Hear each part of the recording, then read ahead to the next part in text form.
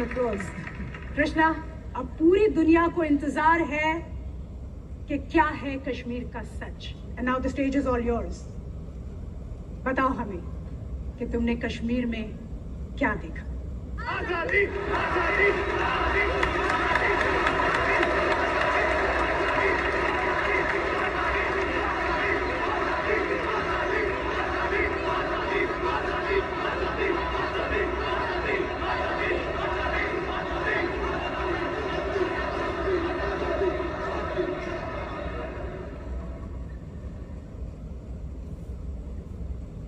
मैंने देखा एक खुला आसमान.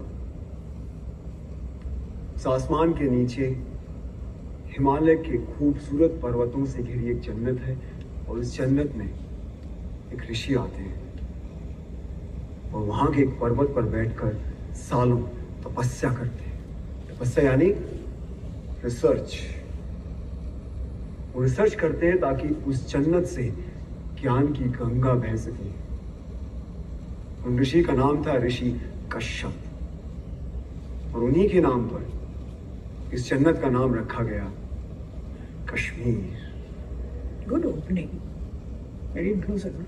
फिर मैंने देखा शंकराचार्य केरला से पैदल चलते हुए कश्मीर पहुंचे. केरला से कश्मीर. जी, उनके पास कोई पुष्पक विमान नहीं था, सो ही लिटरली वॉक्ड.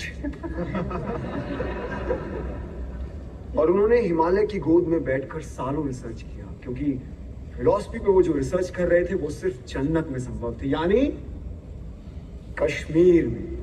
जैसे हमारे यहाँ से best researchers, scientist, students higher education के लिए फॉरेन जाते हैं, उसी तरीके से भारत के कोने कोने से best of the minds Kashmir पहुंचे और अपने अपने स्पेशलाइजेशंस के पंडित बन गए. पंडित लाइक का पीएचडी. मैंने देखा अभिनव गुप्त और उत्पल देव फिलॉसफी पर रिसर्च कर रहे हैं, लोगाक्षी एस्ट्रोनॉमी पर. He was the first astronomer in the world.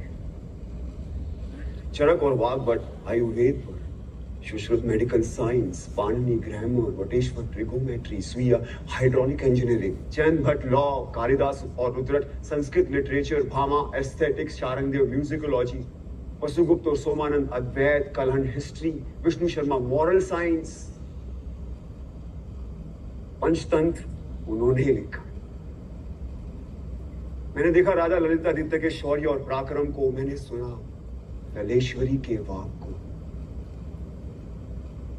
ये जो फिल्में, टीवी, थिएटर, वेब सीरीज, यानी जो कुछ भी हम नेटफ्लिक्स पे देखते हैं, ड्रामा, इस ड्रामा की साइंस यानी नाट्य शास्त्र, जिसे 5वां वेद भी कहा गया है, उसे भरत मुनि ने कश्मीर में ही लिखा. मैंने देखा धीरे धीरे इन हजारों लाखों पंडितों ने कश्मीर को असली जन्नत बना दिया. Kashmir became the seal of quality. इसीलिए ग्रीक्स ने कहा था Kashmir is the cradle of civilisation. Kashmir first millennial की सिलिकॉन वैली थी. ये सब mythology, it's all a lie. Bingo. Don't worry, I think this is all a buildup. ये झूठ है और मुझे भी लगता है, क्योंकि हमें तो किसी स्कूल में, कॉलेज में या फिर मेन स्ट्रीम हिस्ट्री की बुक में ये सब नहीं पढ़ाया गया. क्यों मैम? ये झूठ है ना, तभी तो नहीं पढ़ाया होगा. लेकिन अगर ये झूठ है तो फिर बुद्धिस्ट कश्मीर क्यों है? नागसेन और रवि गुप्त क्यों है? वो इसलिए आए क्योंकि Kashmir was the centre of knowledge. ये इन्फो वॉर, नॉलेज का वॉर आज का नहीं है, सदियों से चला आ रहा है. अगर ये झूठ होता तो 1300 में इस्लामिक टायरेंट्स कभी भी कश्मीर में इन्वेड नहीं करते. उन्होंने इसलिए इन्वेड किया क्योंकि उनको पता था कि Kashmir was the world centre of knowledge, और जिसका नॉलेज पे कब्जा वो पूरे वर्ल्ड पे रूल कर सकता था.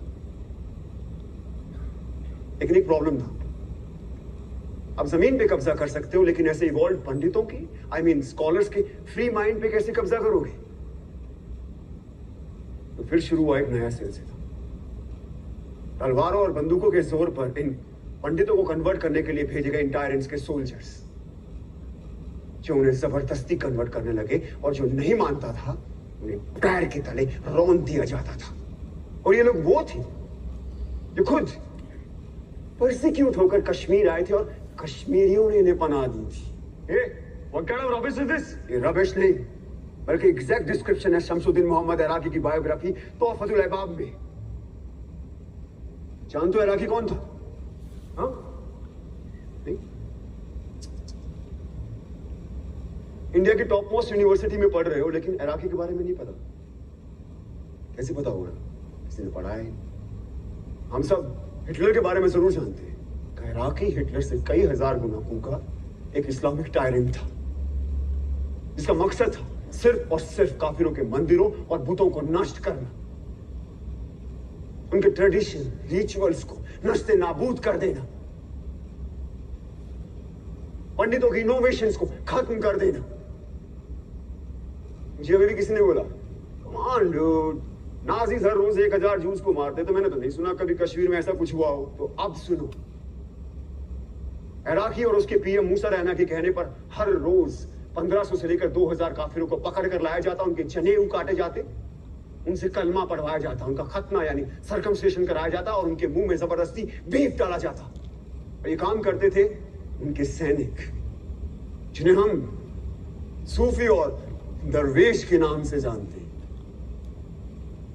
हिटलर ने कॉन्सेंट्रेशन कैंप्स का इस्तेमाल किया और इराकी ने कहरान और जबरान का, यानी force and compulsion.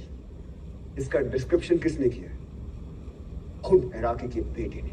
And if you want the original manuscript, it is available in Research and Publication Department of Jammu and Kashmir State under extraction number 551. Must read.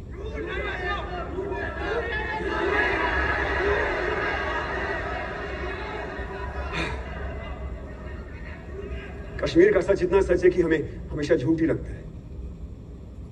इस इंडिपेंडेंट इंडिया में, इस डेमोक्रेटिक इंडिया में, इस secular India में उन्हें एक बार फिर तलवारों और बंदूकों के जोर पर मार काट के निकाला गया। गलत चले,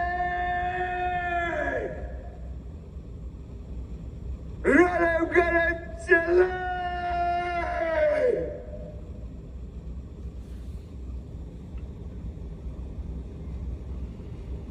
इसका मतलब जानते हो क्या होता है? रलिंग मतलब कन्वर्ट, सलिंग मतलब रन, कलिंग मतलब डाई। अपना धर्म बदलो, भागो क्या मर जाओ। ये उनका 7th एक्सोडस था और इस बार मामूली एक्सोडस नहीं था, इस बार था जेनोसाइड। और कहानी यही खत्म नहीं हुई। उन लोगों का एक बार फिर जेनोसाइड हुआ जो ना इराकी ने किया, ना टेररिस्ट ने किया और ना स्टेट ने। जो किया हमने और आपने, आपने आप सबने, जब हमने उन्हें अपने दिल और दिमाग दोनों से निकाल दिया। और ये था रियल जेनोसाइड। ये सब झूठ है। There was no real genocide. We don't want your fake propaganda. Listen Krishna, जो तुमने देखा वो बताओ, ज्ञान मत पेलो। जो हमने पढ़ा नहीं वो हिस्ट्री नहीं, जो हमने देखा नहीं वो हुआ नहीं, तो कश्मीर में जेनोसाइड हुआ ही नहीं। और कोई सच बोले तो ज्ञान मत पेलो। Now he'll prove his own hypothesis wrong. I don't bet on ordinary horses. जिस नॉलेज के लिए कश्मीर क्रेडल ऑफ सिविलाइजेशन कहलाता था, कभी हमने उसने नेशनल हेरिटेज की तरह समझा ही नहीं। और आज ये भारत का नॉलेज सेंटर एक्सटेंड होता जा रहा है, हमें उसकी खबर भी नहीं। से शेम शेम शेम। हमने मरने वाले को क्यों मार दिया? क्यों मरने वाले सिर्फ कश्मीरी थे, ना कि भारतीय? 1990 में सिर्फ कश्मीरी हिंदुओं को नहीं मारा गया, बल्कि तमाम मॉडरेट मुस्लिमों को भी मार दिया। यही नहीं, सिख, बुद्धिस्ट, क्रिश्चियन, डोगरा, गुज्जर, दलित, जिसने भी टेररिज्म के खिलाफ आवाज उठाई उन्हें मार दिया गया। यहां तक कि अरे यार कश्मीर की सोल तक को मार दिया गया। थिएटर, आर्ट, म्यूजिक, लिटरेचर सब बंद कर दिए थे। 1996 में सिनेमा हॉल खुला तो वहां गोलियां चला दी, पीपल डाइड। कितने टेम्पल्स को तोड़ा गया, उनको आग लगाई गई। क्या वो सिर्फ टेम्पल्स थे? क्या वो सिर्फ बुतों का घर थे? क्या वो भारत का फाइनेस्ट आर्किटेक्चर नहीं थे? क्या वो भारत के महान इतिहास का प्रतीक नहीं थे? क्या वो भारत का स्पिरिचुअल सेंटर नहीं थे? Indian architecture, Indian heritage centre, Indian spiritual centres को डिस्ट्रॉय कर देना क्या ये कल्चरल जेनोसाइड नहीं है? Stop this rhetoric. Talk facts or shut up. बोलने दो उसे, मैं सुनना चाहता हूँ। मैं भी। बोलो कृष्णा। बोलो कृष्णा।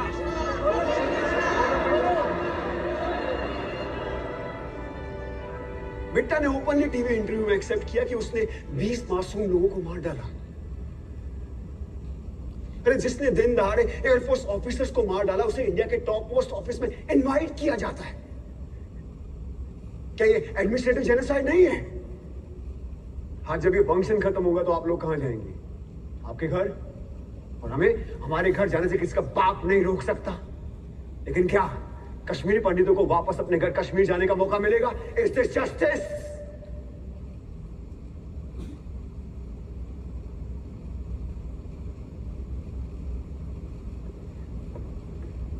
मैं तो एक स्टूडेंट हूं, सो कॉल्ड भारत का यूथ, द फ्यूचर। मैं दुनिया के बारे में ज्यादा जानता नहीं, लेकिन इतना जरूर जानता हूं कि जिस राष्ट्र में राइट टू जस्टिस नहीं, वो राष्ट्र कभी विश्व गुरु नहीं बन सकता। राधिका, प्रोफेसर राधिका मेनन, आपने एक बार मुझसे कहा था कि हर कहानी में एक विलन होता है। बिल्कुल होता है, लेकिन उससे बुरा विलन कोई नहीं जो एक बच्चे से उसकी मां को छीने। कहा जाता है कि जिस जमीन से आपकी जड़ें जुड़ी होती है ना, वो जमीन आपकी मां होती है। तो हाँ, है कश्मीर मेरी मां। मेरी मां का नाम शारदा था, ये उसकी कहानी है। मेरे भाई का नाम शिव था, ये उसकी कहानी है। तो ये कहानी सिर्फ मेरी मां की नहीं है, आप सबकी भी मां की।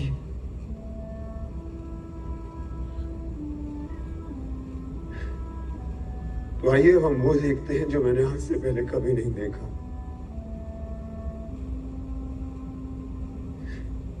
और आप खुद तय करें कि कौन है गुनहगार।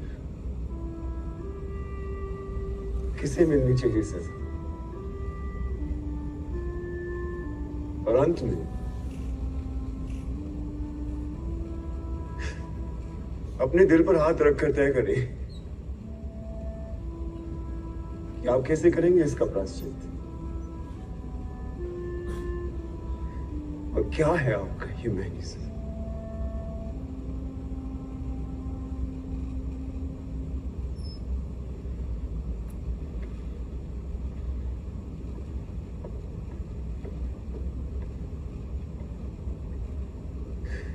क्या है वो अनल हक? क्या है वो लोहे अजल?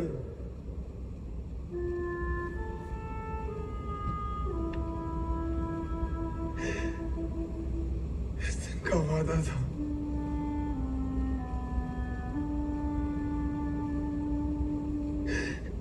हम सब देखेंगे।